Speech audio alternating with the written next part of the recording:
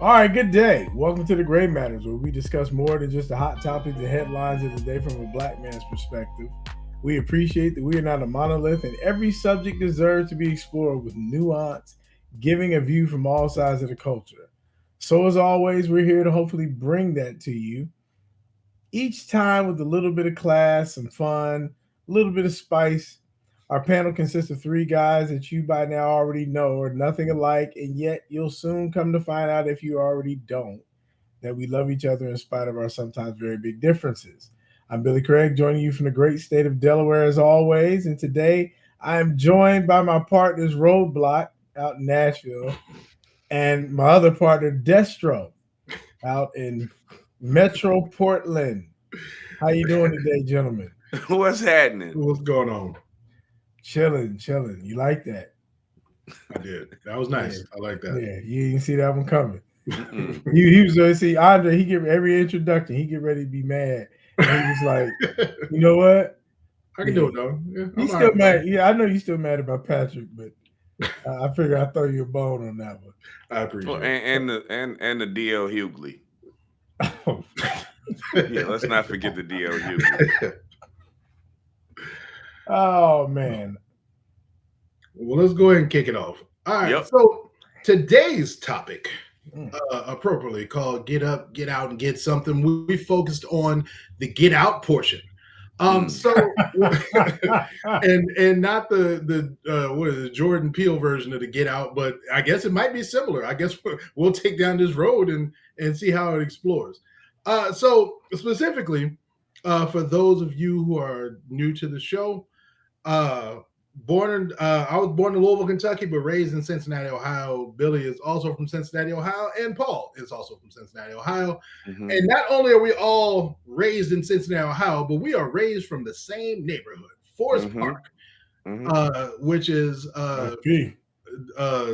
we'll call it a small suburb of the greater part of Cincinnati, I guess is the It's best Right. way. actually, it's actually, believe it or not, fun fact, Forest Park is actually the largest city not named Cincinnati in the Cincinnati area. It You is mean actually in the Hamilton second largest. County? Yeah, it's actually Yeah. the second largest, other than Greater Cincinnati.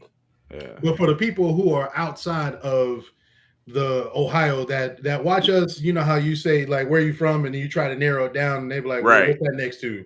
We Well, okay, FP. what's that next to? We from Cincinnati, but Forest Park is the specific location. Right. And so through the introduction, Billy said he's in Delaware. I'm in Nashville, Tennessee, and Paul's in Portland. So Mhm. obviously we got the get out part. Mhm. And so I want to walk down what that looks like, and maybe just address the whys and the whos and all of that. To what are the benefits, or is it more beneficial to stay at home, or why do people Mm. not venture outside of their area code, and zip codes and stuff like that? So I'm gonna start off with Paul because he has definitely been a world traveler. Yeah.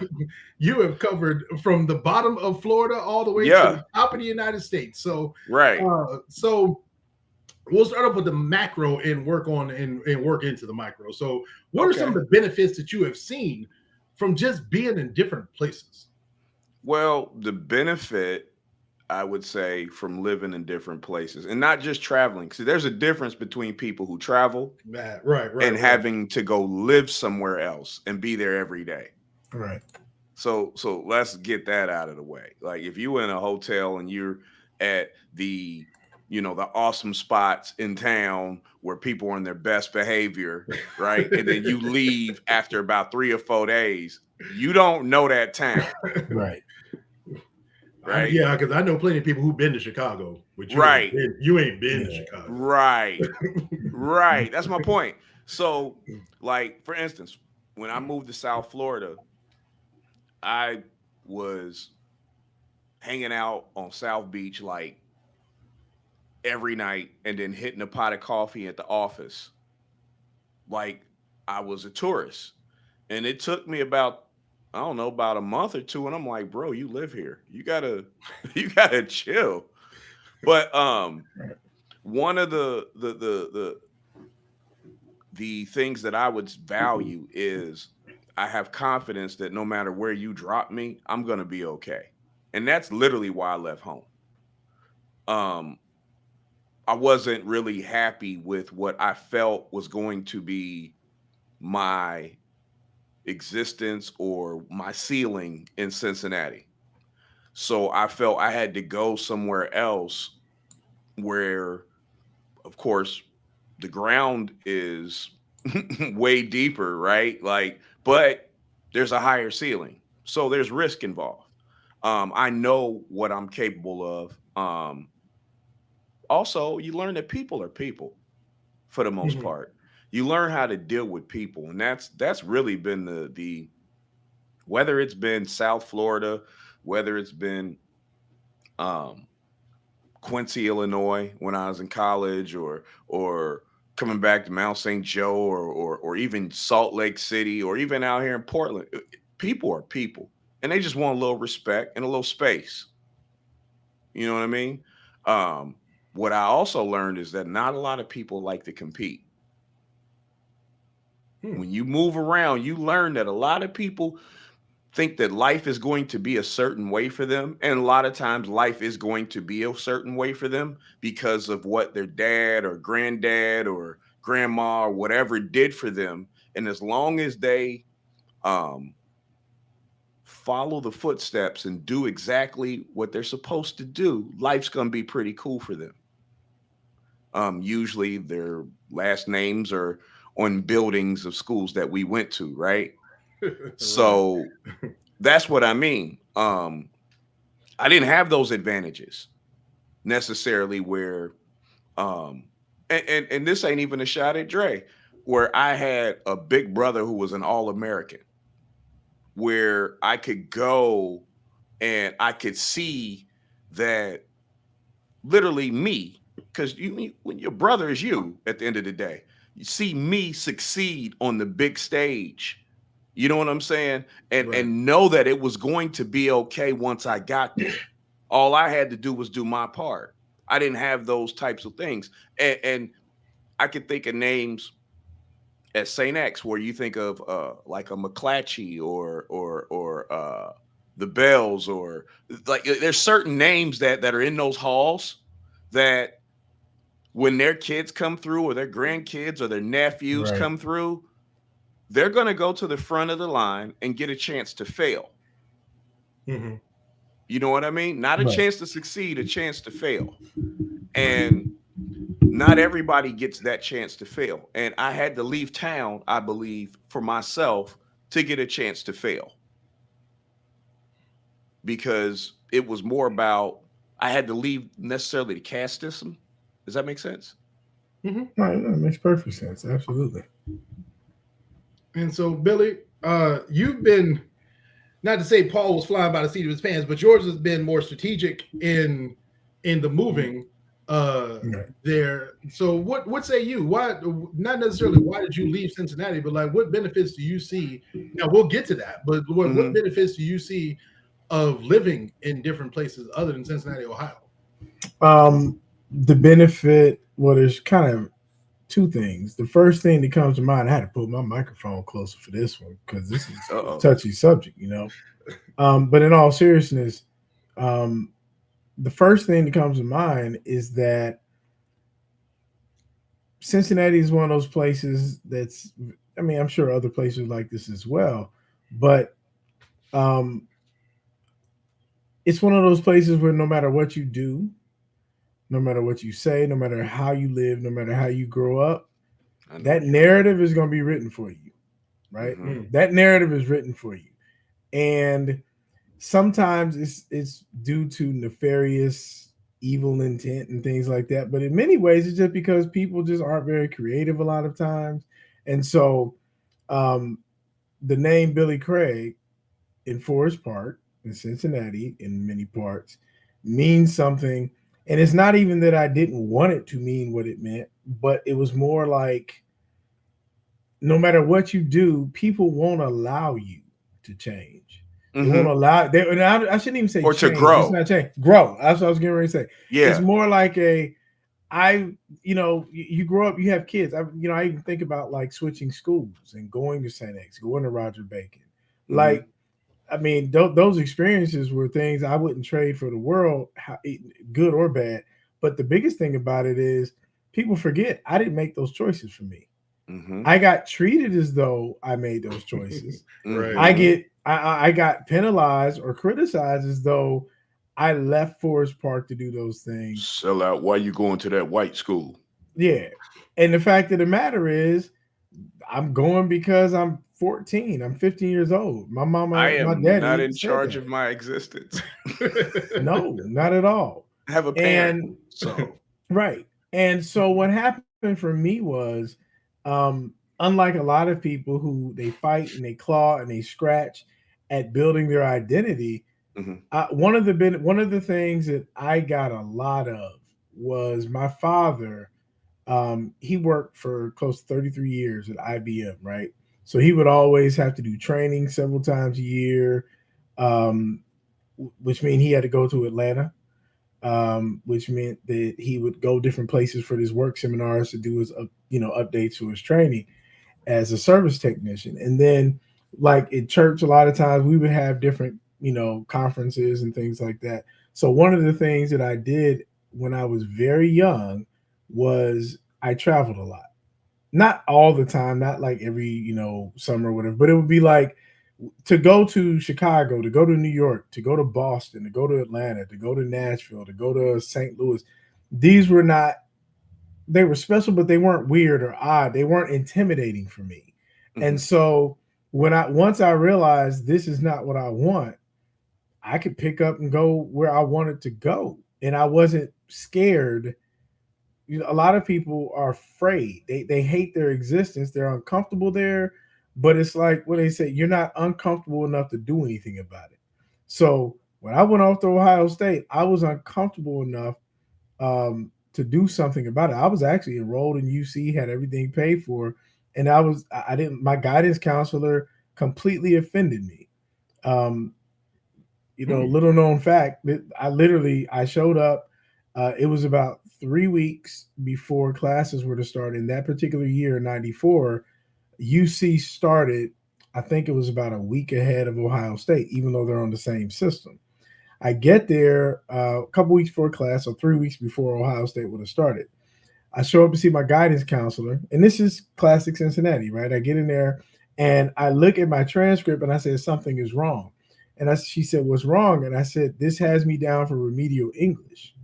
I've never gotten anything less than an A in English. I scored a 1510 on my SATs. I was a National Merit Scholar. Why am I in remedial English? And if anybody knows University of Cincinnati, they had what do they call it? What was that college called? Raymond Walters. No, not Raymond Walters. Oh. It was called something college. Anyway, the point was, I said CTC. No. It wasn't Or a different Cincinnati school. State. No, it wasn't a different school. It was I forget what it was called. Basically, it was like all those schools Paul named. Yeah, I know, right? Yeah, but they all affiliated with UC. That meant you didn't really go to UC. But remember? That's not it. This you don't what go it to is. UC. You go to Raymond Walters. No, but what happened was, whatever it's yeah, called. See, he's laughing from a healthy place because he know what I'm talking about. Yeah, but whatever it was basically it was remedial English. It was a zero class. It wasn't even a 100 class. And I said, how can this be? They said, well, we just feel like you need to brush up on your English and your vocabulary. And I'm looking at her like, you're talking to me right now. Like, are you serious? This is clearly a mistake. She said, well, I know a lot of people, they kind of resist that or whatever. You'll be able to get back into regular English in the next semester. I said, next semester? We're on quarters. That's 2 quarters? She was like, yeah. And I said, I tell you what, have a nice day. And I literally threw that thing in the trash. I got my old 74 Plymouth Duster. And the next day I drove up to Columbus and enrolled on the spot at Ohio State University. And I explained to them my situation because, frankly, that felt like it was one of those, maybe people feel like you kind of big time and you're arrogant, but that was the culture in Cincinnati. I dealt with that so much in my life that I was like, kick rocks. I'd rather pay to live on campus and spend an extra, couple $1,000s a quarter than to deal with this.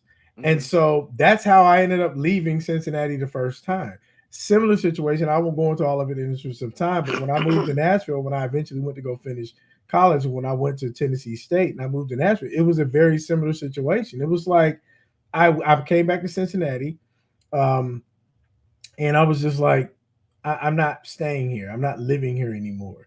And so I get down there. I came back for a little while after that, moved to Atlanta, came back a little bit after that, and then I moved here to Delaware. But even when I came back, even after I came back the first time when I came back from Ohio State, it was always with the understanding that, I'm gonna come back here and catch my breath. I'm gonna come back here and, see the fam for a few minutes or whatever. But I love Cincinnati, but I was like, this is not my home because you won't even let me outgrow me. I'm far too big for what it is that you're just like, why don't you just do this? What? Because it's not even what I want to do. That's not even what I'm meant to do. And so my thought was, I am big enough, bad enough, strong enough, whatever, to chart my own course, and I don't need permission to do that. Okay. Fair point. So for me, I think one. So I don't know if I've ever discussed it or not, but I mean, it is what it is. So I was the traditional athlete, like the dumb jock athlete, at Moeller, like not because a lack of intelligence. It just that wasn't my priority. It just felt good, huh? Yeah, I was feeling myself. I was feeling myself. So I definitely went to class doing bare minimum there. So all that to say, graduated Moeller, lost all scholarship opportunities. So I ended up in junior college. So I went to College DuPage in Chicago. It's a suburb of Chicago, Glen Ellen, Illinois. Yep. And that's when I realized, like, all right, I'm in a different world now. Like, I'm outside of Cincinnati and it's different out here. So my roommate, one of them was from the west side of Chicago, another one from the south side of Chicago. And the other one, no, two were from the west side and one from the south side. And I got to see what that looks like firsthand. Because in JUCO, you don't have dorms. You got apartments. And they just slap 4 people together and good luck. And, good luck it was. So I went from there, just like Billy. After there, went home for like 3 months and then enrolled in Louisville to play football. Left Louisville, moved back to Cincinnati, left there, went to Radford, Virginia. Did that for, got another degree from Radford, moved back home, then for like a month and then moved to Nashville. Failed out the first time in Nashville, moved back home, and realized, yeah, dog, I'd rather fail than stay here and move back out again. All that to say, like the different places that I've lived, the one thing it's taught me though is people, like the actual skills of being able to start by yourself, not knowing anybody around you, and having to fight for it. That is a different thing. Like a lot of people, deal with the comfortability of, I'm from Cincinnati, I'm from Forest Park, I ain't never left, I don't need to leave. It's because you're comfortable. Now, no matter what you do for a living, some people have done that and succeeded and made great money and work at GE and all these different places, and that's cool. P&G, you got it good. You got it good. Yeah. But some people we know who haven't left the same thing that they've been doing since we left in the early 2000s, and still struggling, but they'd rather struggle comfortable than to succeed uncomfortable.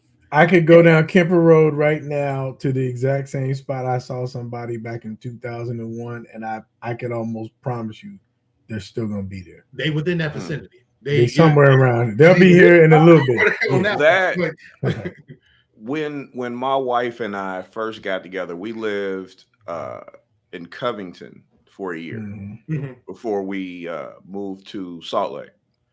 And that was one of the most disappointing parts of it was, one, folks don't come check on you when you like, hey, I'm in town, what's happening? Folks ain't coming outside like they say they would if you was around, right? That's number one. And number two is people were where I left them 15 years ago. I mean, exact place. Exactly where I left them. Yeah. It's like, wow. Like they haven't even changed clothes. Bruh. You laughing? I'm dead serious. Like No, I'm there's laughing because people you are dead who serious. have actually Right. they have actually they haven't changed clothes. They drive in the Mhm. same car. Like why is it? How's the thing even still running? And to your point, Paul, one of the things and you kind of touched on it, but I'll even take it a little bit further. And I don't say this from a place of like bitterness or anger or anything like that. This used to hurt me when I was younger, but I have I've grown so much since then. But there's a lot of people that frankly they don't show up when I come to town and say, "Hey, I'm in town. I'm gonna come through." And the reason why is because A, they didn't miss me in the first place. Like it just is what it is. And secondly, going back to that thing when we all went off to our different high schools and things like that, they resent the fact that I had the courage to go out there and fail again. Because I literally left and failed multiple times. You resent the fact, again, I don't take anything from this, but I know what I'm looking at. There are people that resent the fact that I'm out here sink or swim. And so it's almost like, oh, okay, you think you better than me? And it's like, nah, but since you bring it up, why are you still in the same spot? Because what you said, Paul, I'm sorry, what you said, Andre, about being comfortable, Mhm. I'll take it even a step further. Even if you're not comfortable, you're not uncomfortable enough to do something about it. Okay, And a y'all lot being of people nice. looked at me. A lot Y'all of people, being but no, nice. a lot of Say you people looked at scared. me. Yeah, Say you what I'm scared. saying is, but that's my point. There's a lot of people that were actually, um, again, that discomfort. They would look at me and be like, "But you could do this, and you could have this, and you could have that if you stayed here." And I'm like, "Sure, I could," but deep down inside, I would still be uncomfortable because I know I would be leaving an awful lot on the table. And I'm not willing to live with myself knowing that I left stuff on the table. And so I Mhm. will go out, like you said it perfectly, Paul. I'm willing to go out here and fail. I'm sorry, Andre. Go out here and fail. Go out here and fall. Go out. I'd rather fail and come back than just sit here in relative mediocrity. I'd rather fail than not know. Yes. Absolutely.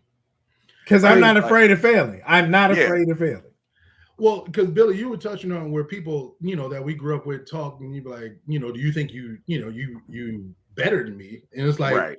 I never approach anything in life that I'm better than somebody. Never. I'm Unless not I'm better. competing directly against you. Well, I'll let the results speak for themselves. I've never Correct. I Yes. never Okay. even said that. Like we just went out. If when the gun go off, sports is funny that way. When the clock Yes. Right. starts, at the end there's a score. Tape is the tape. Right. The tape is the tape. There you go. The tape is the tape. So I've never been like I do, minimal trash talking, but that's just for fun. Like it wasn't never Mhm. serious to me. But the thing is, I'm not better than you, but I'm better than this. And that's how I always felt Mhm. Cincinnati is like, if y'all stay, cool. I can't stay. Like I Yeah. have nothing to like nothing but love for y'all. Now, Billy does touch on a point where, and both of y'all touched on it, where people don't really come check on you like they said they would. No. Like, and but that's one of those things like being a dream chaser or what for whatever better term you can come up with, it's a lonely experience. Like this joint, when you get a vision and you the only person to get the vision, you go out and execute it. There's a lot of times where you sitting here by yourself, and the only person that believes in you is you. Mhm. And that's Everybody that's else what, think you crazy. man, and that's Yeah. where that uncomfortable portion comes. Is like when I'm sleeping in my car, like off of like going on a road trip to try to make some music with somebody, end up sleeping in the car and stuff like that, and in the middle of nowhere. Mhm. And it logically doesn't make sense. But it made sense to me. Like it was like, this is the journey that I got to go to. This is the path that I got to take. And even when I moved back to Cincinnati and tried to do music, the one thing, and this is where we'll get into the micro, about Cincinnati, Ohio, nothing. I don't hate the place. Like this is gonna come off as like it's like we hate Cincinnati. Like that's our home. And nothing about it is like breeds a thing of hate. But Cincinnati is the one of the most limiting places that I've ever attempted to call home. That's Like not a small town. that's not a small town. Like the people who want to stay, like they pull you and don't cheer you when you leave. Like it is No. they do not like you to go out and succeed. Now they'll be fine if you succeed in the confines of Cincinnati, Ohio, and they'll cheer you there. But If your if you go success to makes them Atlanta, comfortable to be in your presence. right. But if me being successful in Nashville, like it is, the Bengals play the Titans all the time, and people come in, oh, I'm gonna holler at you when I get in town. Phone dry. I'm cool. Right. And for that, I'm all right with it because I mean, I got a family, I got other things to do anyway. So as we find when even taping our episodes, if you don't fill in this gap, there's something else to go into this time slot. Like it ain't really a big deal to me. But like the crabs in the barrel mentality is like outside of the fact that we need to figure out how the crabs got in the barrel in the first place. Like in Cincinnati, they really try to pull you into this. They get mad at crabs for being in the ocean. That's how Cincinnati cats think. Like, what that crab think he's supposed to be in this barrel with he's us. supposed to get over here in this barrel. Right. Like he ain't real. He ain't no real crab. Right. And I guess taking this turn into the micro, I'm not sure if this is exactly where you want to go with it, but maybe the word isn't micro in my case. I'll say it's personal because one of the things for me about Cincinnati, this is one of the two biggest reasons why Cincinnati can no longer ever be considered home for me. Anybody who knows me knows I am diehard Bengals, Reds, Bearcats. Mm-hmm. I don't care if it's Lakota East, Muskies, Moeller, Muskies, Taft, Hughes, Roger Baker. You know what I'm saying? I'm rooting for anything and everything Cincinnati. Somebody come out of Cincinnati in politics. Somebody come out of Cincinnati and does something in ballet or whatever. You have all of my support. I've never felt that reciprocity. And so what I'll say is this: I actually had a business when I came back from Nashville. I moved and I do IT, and it's amazing how many people are like, man, like, why you leave? And I'm like, because I started a business here and y'all don't support me. And I don't mean handouts. I'm saying I do excellent work.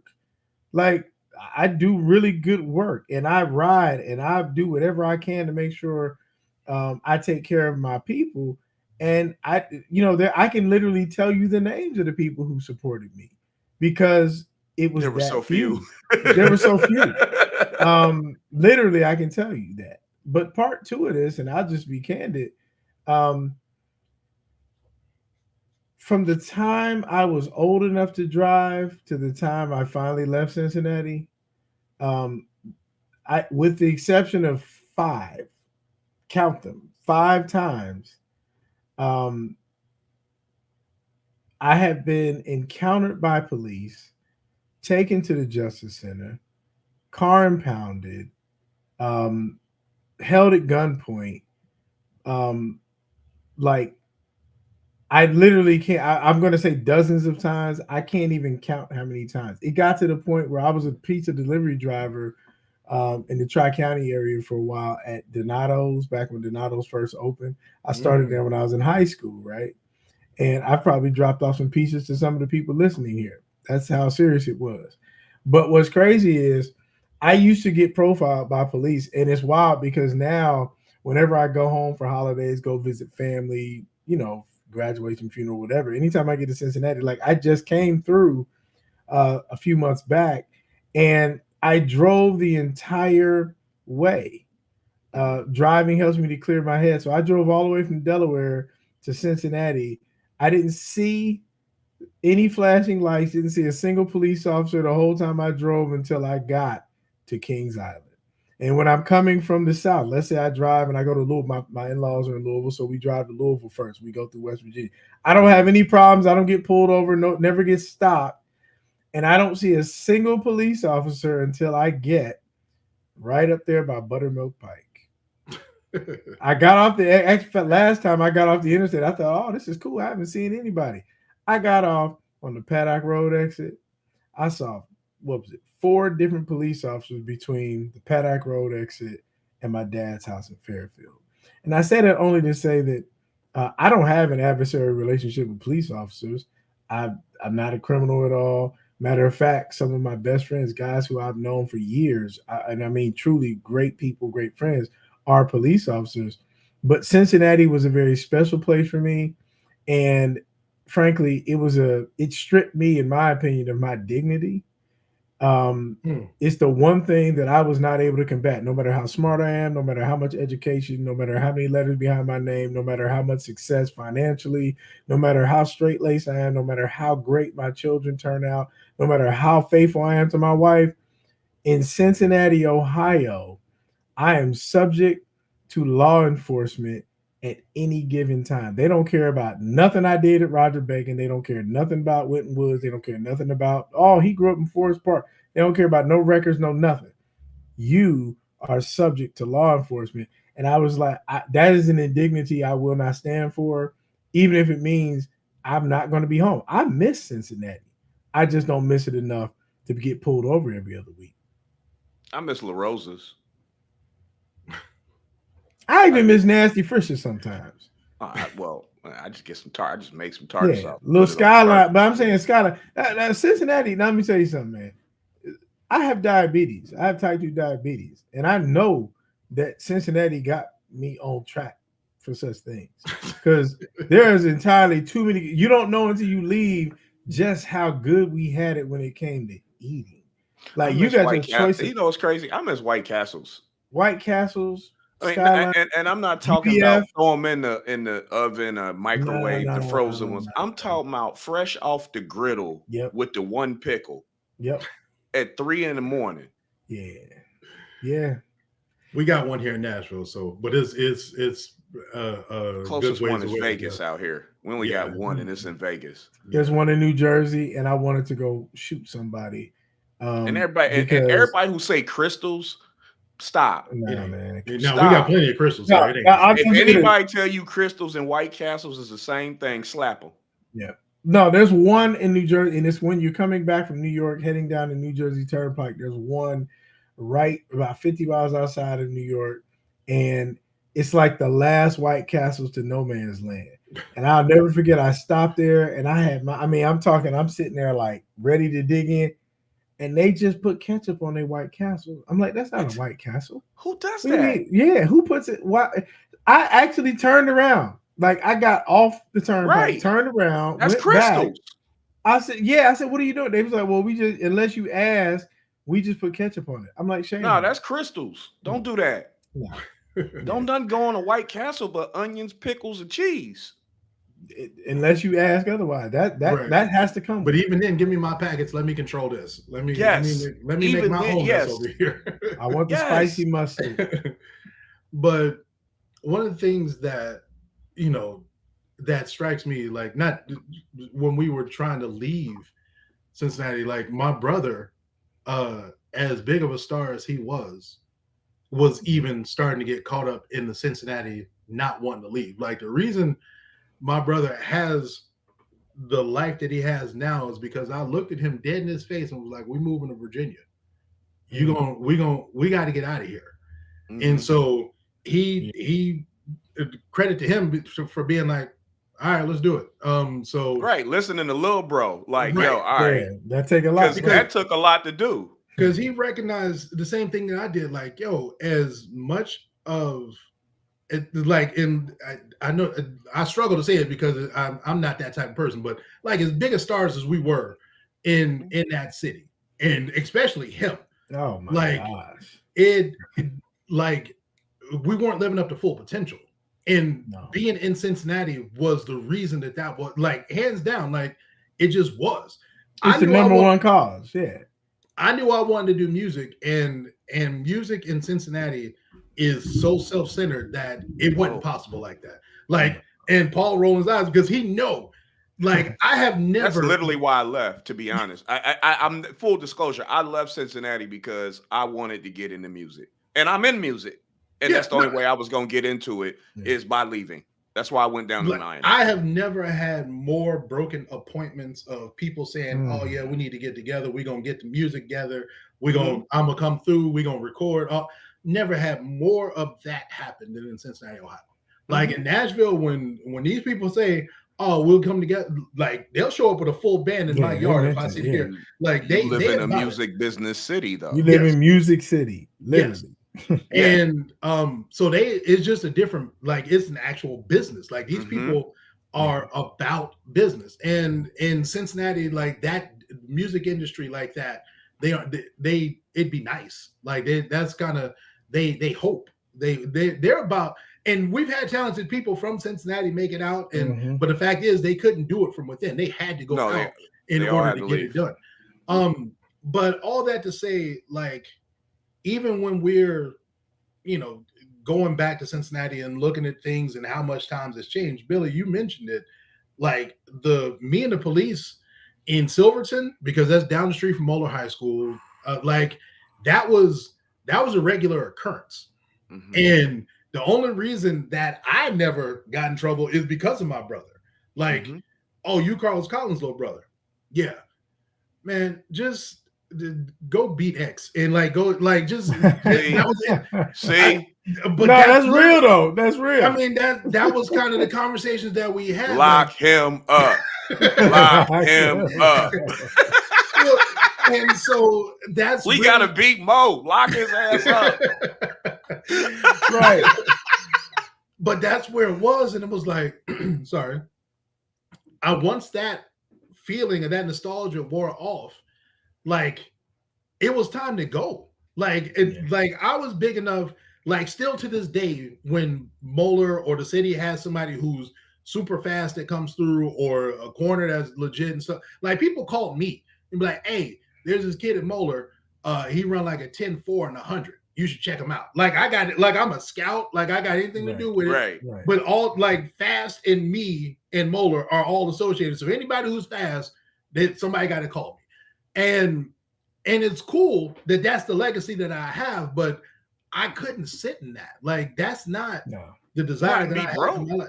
No, I just you couldn't just work at Walmart or at Kroger's, right? And just be the regular janitor and be like, yo, Dre, check out this fast cat. Like you wasn't about to live like that. No. And you know what's interesting about what you say, because it's almost like this conversation, because we're all from the Cincinnati area, it becomes very Cincinnati centric almost. Right. But the fact is, and I think to broaden it back out, I was getting ready to say to broaden it back out, most people can't outgrow their childhood or their reputation unless they're brave enough to leave. I don't care if you talk about Colin Powell, everything from literally the extreme of Oprah Winfrey, or whoever. Literally name the person that you consider to be successful, somebody who is an example of wildly exceeding expectations.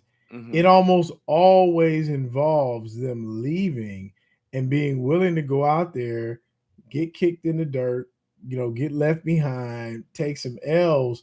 It's not a Cincinnati conversation as much as it is you have to be willing to accept the fact that your origin story doesn't have to be, your ending story. Like there's going to be, if you really want to get past, you have to push past those barriers, and sometimes those barriers is just geographic. Like be willing to take an opportunity somewhere else, because too often people are afraid, like, well, if I leave, then what about my homeboys, or what about my family, or what?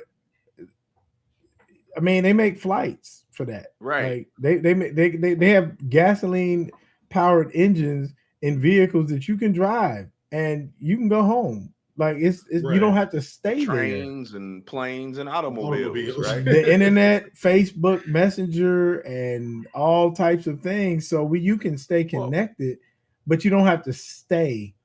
And sometimes we're, humans, I'm saying not us, but like sometimes people don't realize like you're compromising your own potential. Whoever said that, like compromise your own potential basically you're doing it at the expense of your own, like what ifs. It's like, I think like the idea of I don't want to live with knowing I didn't try. I didn't go out there and do it. Well, to speak to Andre's point, I kind of wanted to speak to that because I know a couple of guys who were on your level as Yeah. far as status wise in sports that are still in Cincinnati and Mhm. they never left. Nothing. And you can tell that they're bitter. Yeah. Mm. Yep. Like, because what happens is when you're that guy like that and you don't make it, we go from celebrating you to laughing at you Right, Yeah. right. Quickly. quickly. As soon as we can start laughing at you, we start laughing at you. And there's a couple of guys who are also legends around town in sports that I know for a fact are miserable because they didn't chase or they stayed there and they Mhm. rode out that wave a little too long. You know what I'm saying? Because they were really Right. trying to ride that wave, Right. right? Right. Like there's some people who like yourself and Los, for instance, y'all was just good at sports. Y'all good people. Y'all wasn't like being good at sports so you could have the advantages. That stuff came with it, but it's not who you are, if that Yeah. makes sense. It doesn't At define all. you. It Right, doesn't yeah. define who you are Right. because I know both of y'all personally, right? Right. So there are some people who hoop or play ball for all of that extra stuff. And when that's, you see what I'm trying to say? Right. And when that Right. stuff don't, and you ain't that guy no more, you know what I'm saying? And you really just sticking around for that extra stuff. That J ain't falling. And you ain't hitting that on the laser no more. And you can't, you know what I'm saying? You know, and that's kind of how I felt. I wasn't even on y'all level, but I was like, man, I'm not about to like be stuck around here being regular. I ain't Right. never been regular.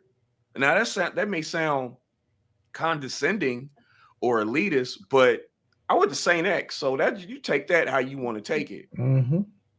You know what Right. I mean, it is what it is. I was in the newspaper from the time I was 11. Yeah. So I've literally never been not- regular. Like I didn't have try the not to be, opportunity.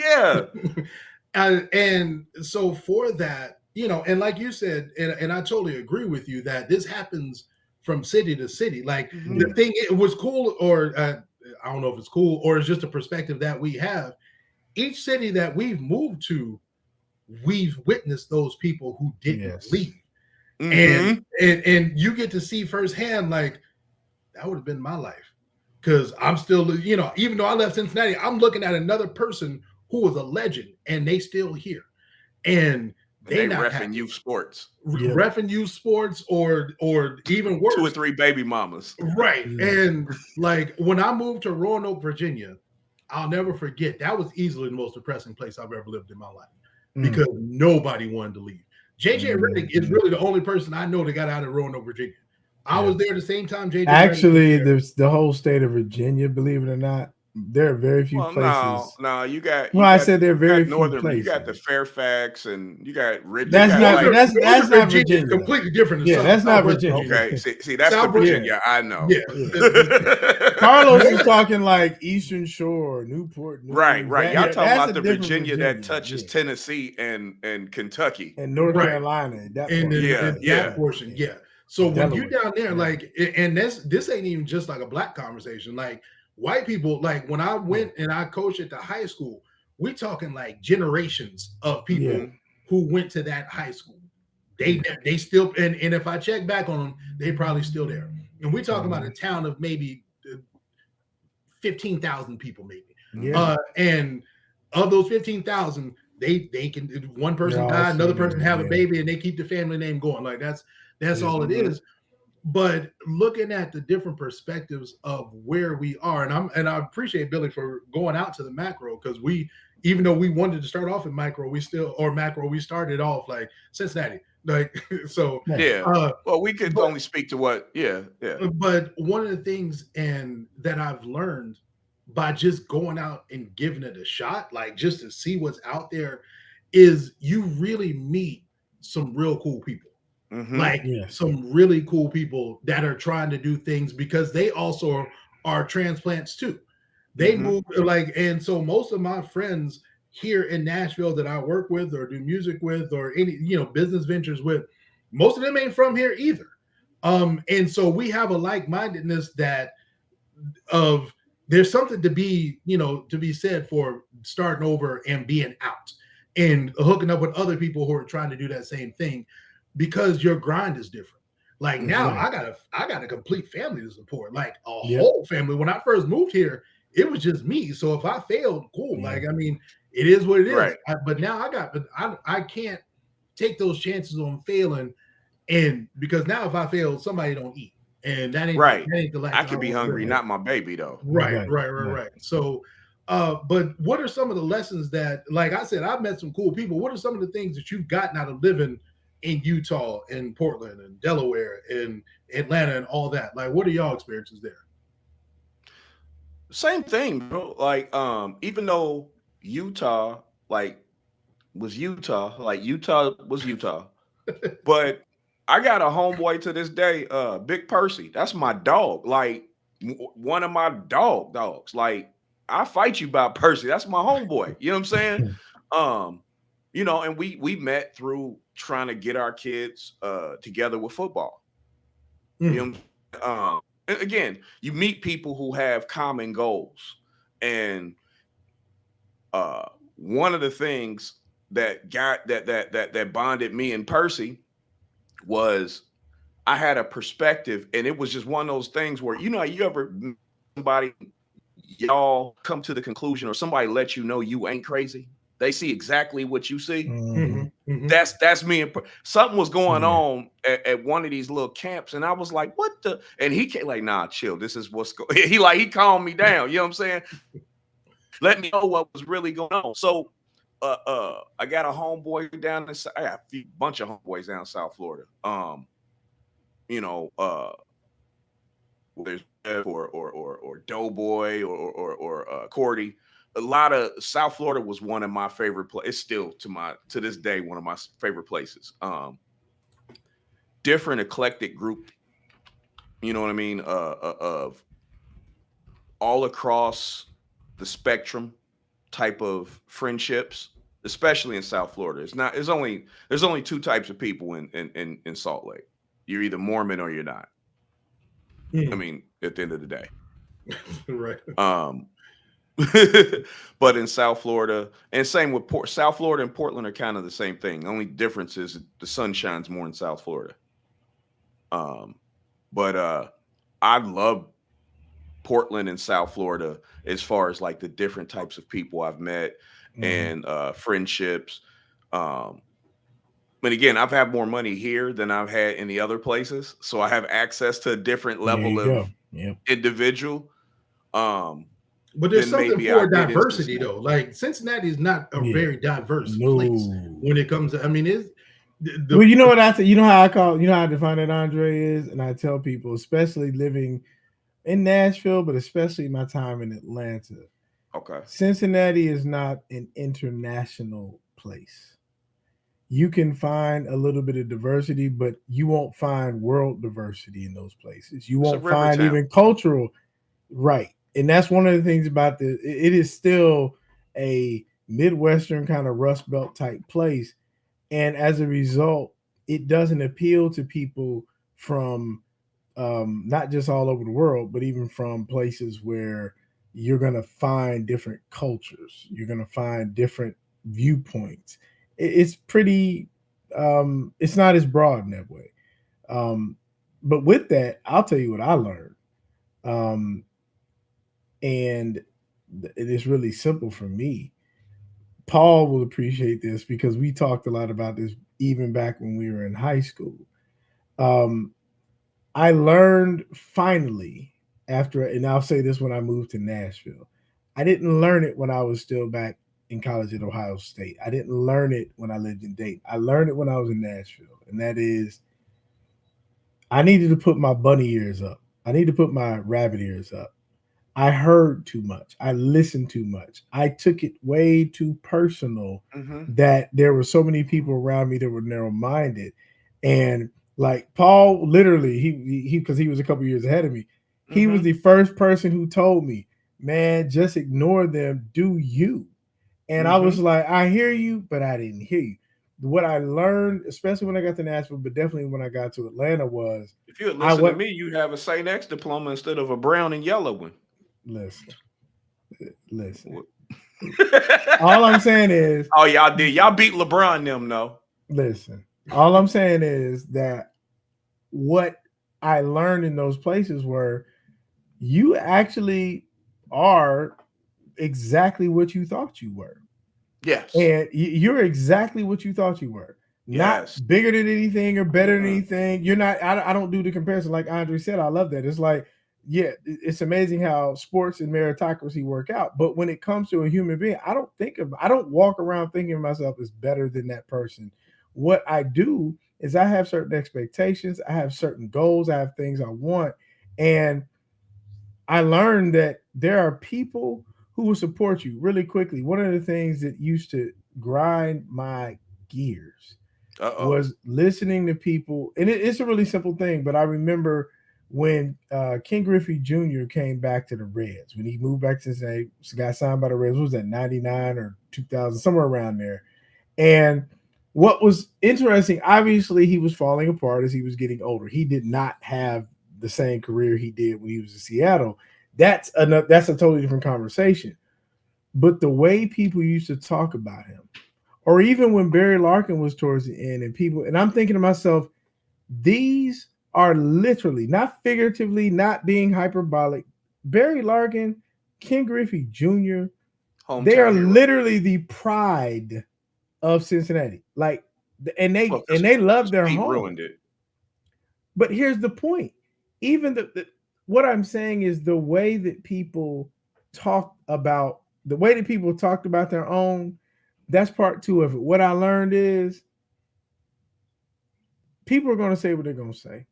You being loyal and staying here in Cincinnati because this is home, because I want to be here and I want to make my way here.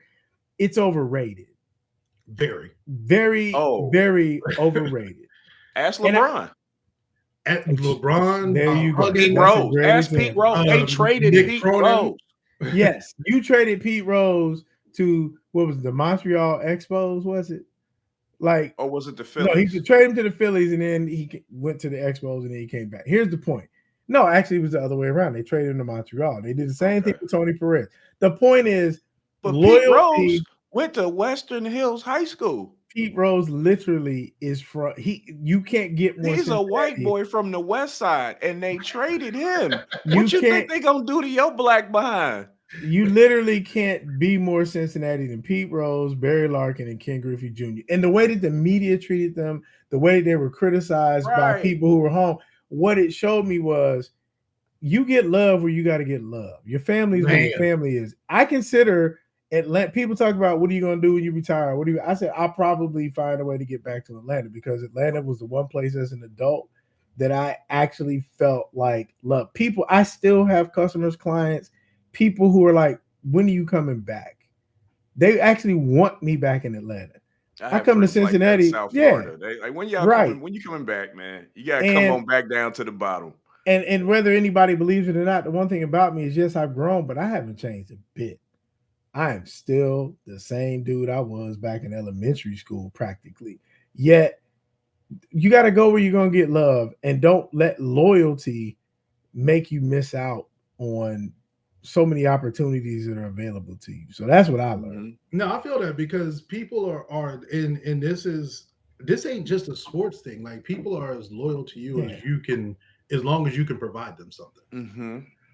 Once you stop providing to that expectation, their loyalty to you stops. Like, and so you mentioned, the Larkins, you mentioned the Griffey. Like, I know them personally because they are Moeller. Yeah, right. Yeah. So I went to church with the Larkins over at St. John's when I was a kid. So when you talk about the treatment of Ken Griffey Jr., what was sad was he never changed. Like they tried to act like he was different to the media when he got to the Reds or something like that.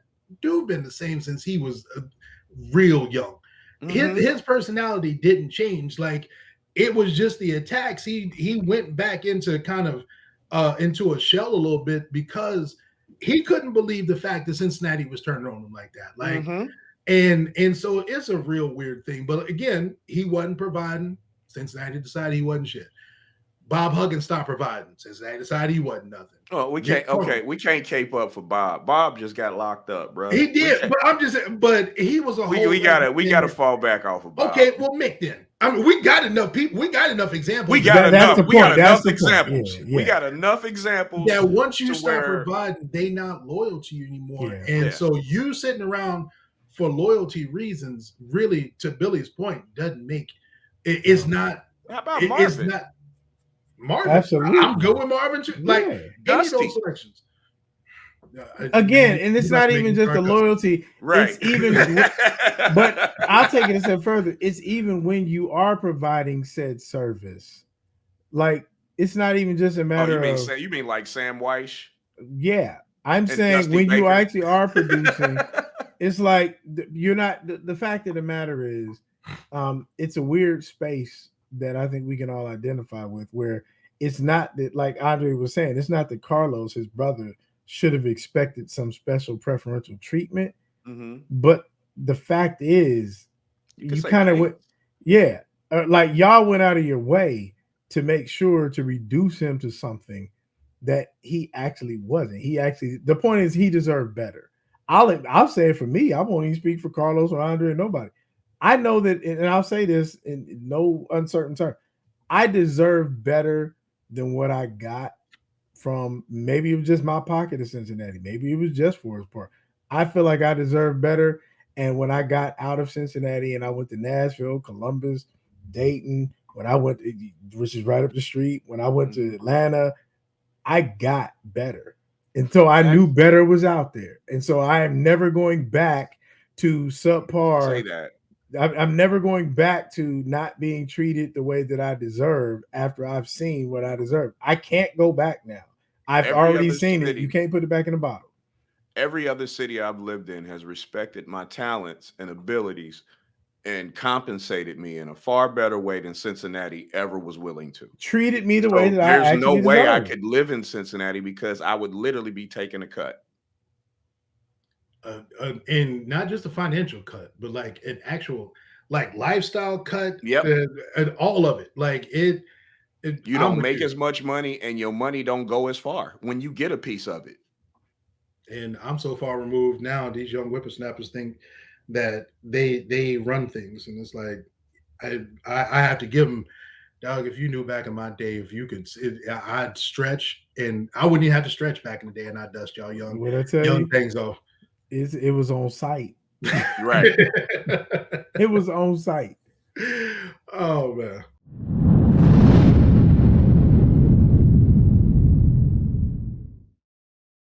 And that sound effect that you just heard for our people that are listening on streaming platforms, one, we want to say thank you, but that's our APB sound effect, which means we are on the lookout for something, someone, somebody, all of that. So for the APB that I have for today, I'm just going to stick with the theme, man. I'm looking for people to take chances. Take chances to succeed. Like, even if you end up on having to come back to Cincinnati, no shame in it, nothing wrong with it, or not even just Cincinnati, your hometown. But go see what the rest of the world has to offer. Go see what life is like on a different coast, and just see if that's that thing that you are missing. Because there are a lot of us that get stuck in a rut and stuck in comfortability, and we decide that's the life and that's the hand that we were dealt. Sticking from a theme from a couple of shows ago, we just accepting the hand that we have. You have a chance to throw that hand in and go get you a new deck of cards. Like, you can get you a new hand or maximize the hand that you got. See if that hand works out in a different game. Go to a different city, try to expand there, and just see, meet some new people, meet some new experiences, and try to live the best life that you can. You know, if your hometown ends up being where that comfortability is and you fall back to it, cool. At least you know. But the worst thing to be is an older person with regrets on living with the woulda, coulda, shouldas, and not knowing what your life could have been, and being unhappy because you've decided early on that you didn't want to step outside the box. So I'm just looking for those people who may be listening to this, or got a child that's listening to this, or you trying to keep them at home, you trying to make sure that they don't leave, let them go. There you go. Good talk. Good one there. Because there's a lot of parents who hold and sabotage their kids' future out of selfishness. Mm-hmm. Let them go. Send that kid to that school that's far away. You'll be there when they get back. If they need you, just be there for them. That's really it. And that's it. What Paul just said, real quick, Andre, when he said, it's almost like get them insurance. Don't try to live vicariously through your kids and try to navigate and move everything. The best thing that you can do for your child is equip them so that they themselves can get up after they fall, because they're going to fall. But don't cripple them and handicap them, because it's like, no, you need to stay close. You need to no, let them go their own way. And the best thing you can do is be prepared, prepare them, set up what you got to set up so that when they do fall, when they do bump their head, when they do make a mistake, that you're going to help them live their life lesson and get through it. But help them on their way instead of always trying to talk them out of it. Right. Because the one thing, telling them what they can't do and say you can do anything that you put your mind to. There's so many people, and I don't know, just from my own family, that I've seen parents literally talk their children out of opportunities because they didn't want them to leave. And it's like, wow. It hits close to home too, man. It hurts. Because that has been my family at different times, and I love them. But I can tell you this much, and I'm just going to be honest. Part of the reason why I can love them and not have regrets and resentment is because I was able to work through it and get through it. But man, it was not easy because I wasn't always supported. And, had I not been able to get my way through it, there would be some real resentments and some real bitterness there. And you don't need that. Life is hard enough to not have people in your ear shooting down your dreams. And then after your dreams have been shot down and you conceded, they're like, man, you should waste your life too. Yeah. I wasted mine. Go ahead, waste yours, dog. We could just, rot together. Plenty of people tell me now, oh man, you was all right at this. Oh man, you was really good at this. Oh, but and it's like, yeah. And when I was trying to do that, you was telling me something different. So no, I've definitely received that APB, Andre, because people have to, support the dreamers, as they say when they're talking about those undocumented people. Hey, support all the dreamers, man. Support Quit them. Talking people who create things out of creating things. Sheesh. That's right. You never know what you are disrupting when you turn things down and in kind of, lack of a better term, shit on somebody else's dream. That your child could be the next inventor of the next cure cancer, man. But because they can't leave your house, and the one thing, and I'll say this as the end, and I know it's gonna sound morbid, but you like, no, you can't. They can't leave. I need to teach them how to, I want to be there for them. There's going to come a day where you're not there for them. Like, it's going to come a day where, in natural order of things, you're going to be gone. And did you did you teach them how to fend for themselves? Right. Or are they going to be lost because they ain't never known a life without you? Are they scared? And also, if your child is one of those people, like myself, like Rev, like Dre, who does take off and does explore, and does plant flags in other places and starts legacies in other places, don't be one of those resentful relatives who refuses to visit or participate in their lives. Preach that.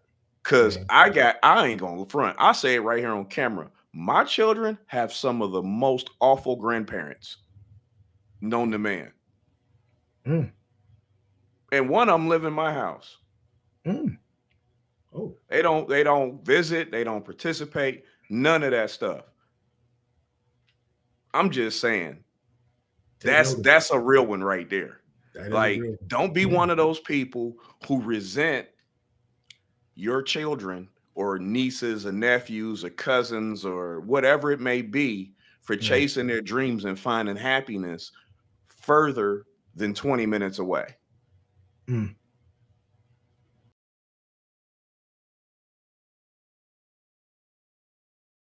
All right. Well, this has been yet another great episode of The Great Matters. We want to thank you for stopping by and taking the time to listen.